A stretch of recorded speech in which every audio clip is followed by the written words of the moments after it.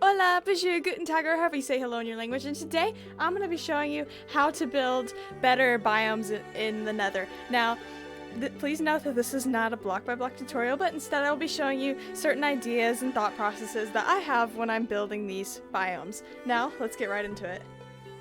Alright, so first we have the Crimson Forest. Now, this is kind of what it looks like in the Nether as it stands in 1.16, but we can change this biome to look something like this.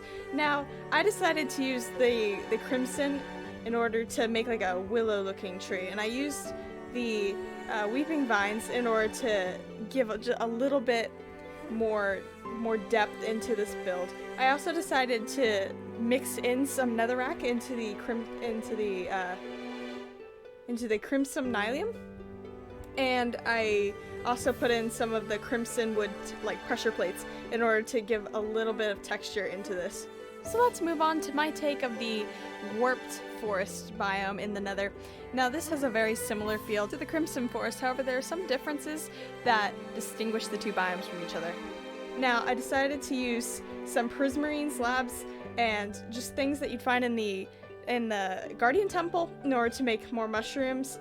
Because mushrooms seem to be a pretty common theme in the Nether. Another thing I decided to do was to add some lanterns with the use of chains and some regular lanterns. Now, I didn't use soul lanterns because I wanted to complement the orange bits on the warped fungus we have right here.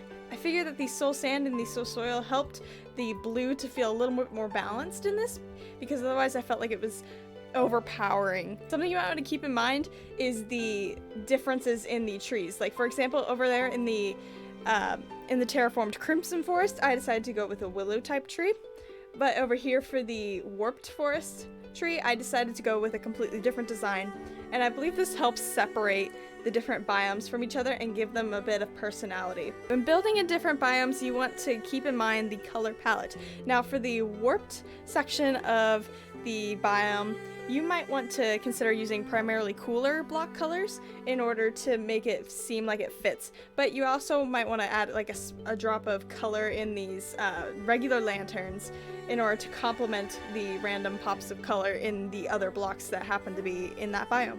For example, over here, I did not use regular lanterns in the Crimson Forest, but I used the soul lanterns. And this variance really just helps bring out like some differences in the two biomes. Moving on from that one.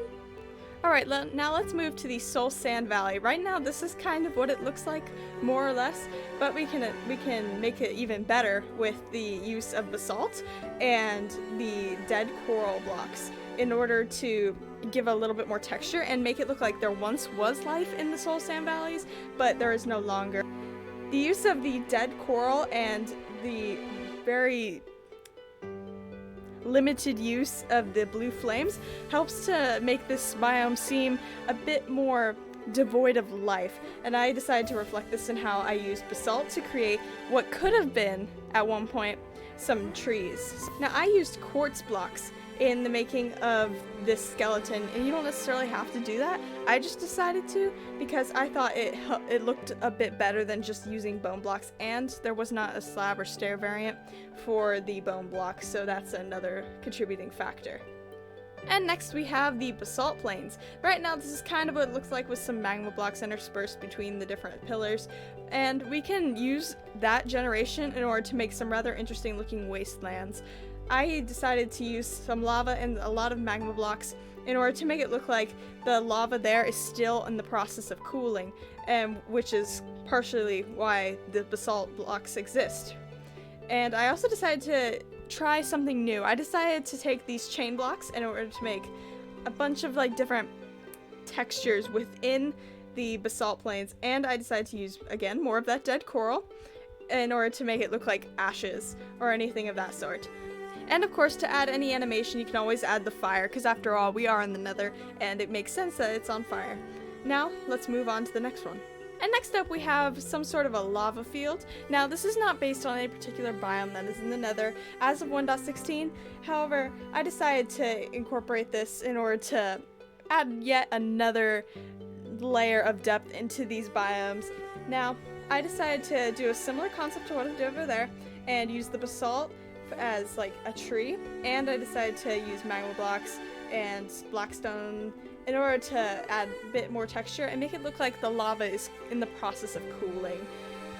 Now I also decided to use the blackstone as a way of making it look like it's extra charred. Like this could have been some sort of wood or tree at one point, but the lava has scorched it so that all it's left is this blackstone and the basalt. Again, when thinking about color palettes, you want to keep in mind what colors you want to use when building the biome you want to build in.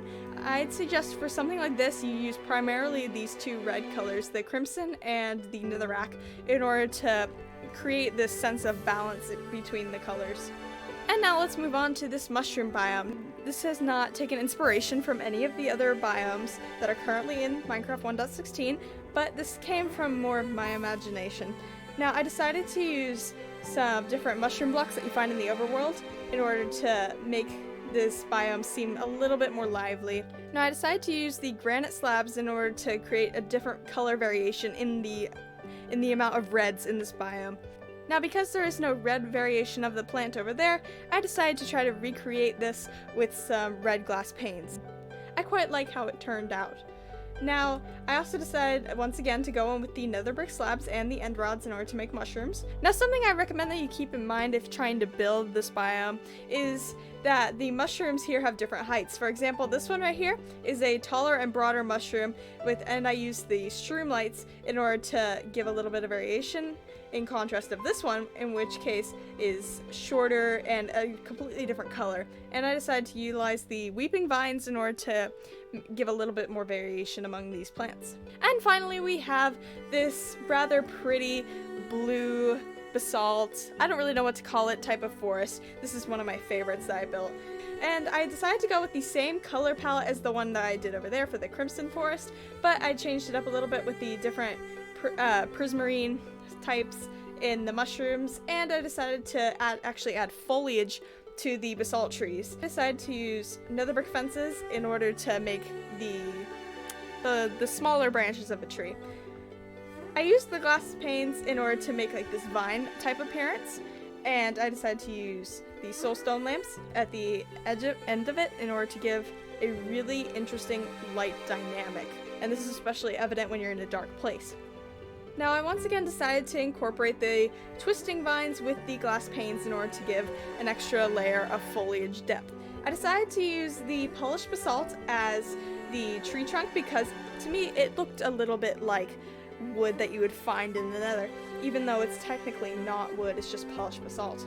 Now when building paths or anything like that with the soul blocks, I recommend that you incorporate both soul sand and soul soil into the mix. It creates this rather nice texture in this pathway, and it makes it a tiny bit easier to look at, and it's not all the same thing over and over and over. Alright, so another thing you want to keep in mind is you want to try to mix up the blocks and the colors that you use. Now, you want to stay within the same color palette, but you might want to add like some variation. Like here we have dark prismarine, while here we just have prismarine. Now this helps create a nice balance of color, and it makes it more appealing to the eye. Alright, now that we've looked at several of the biome ideas that I have, now I'm going to go over some tips and tricks that I have in order to help you accomplish these types of biome builds. So the first thing you want to look at is points of interest. For example, here we have this tree in the middle, which is a huge point of interest, but we also have these smaller mushrooms and a lava flow. Now, your eye is naturally drawn to specific points when you look at something. There are several factors that determine this. One is color, another is where things are placed, and the third thing is motion. For example, we have this fire here, which represents the motion, we have the different smaller mushrooms, which represent the placement, and we have the tree, which represents the color. Once again, when doing these sorts of builds, color palette is very important. For example, I did not use the crimson nylium in place of the warped nylium with the blue blocks. That would not make sense. However, you do want to have certain contrasting colors in order to keep things interesting in your Minecraft build. Once you determine a color palette, you want to stick to that color palette until you're done with that biome. Variation plays a lot of roles in a lot of the different builds we have here with the mushrooms and the different dead trees, the basalt plains, the lava flows we have, and basically everything in here revolves around points of interest and variation. So I hope that this tutorial helps you build your own biomes in your own way, and I hope that these tips and tricks have helped you visualize what exactly is key to building these sorts of biomes. And if you enjoyed, be sure to show your support. That really does mean a lot to us. And we'll see you all later. Bye!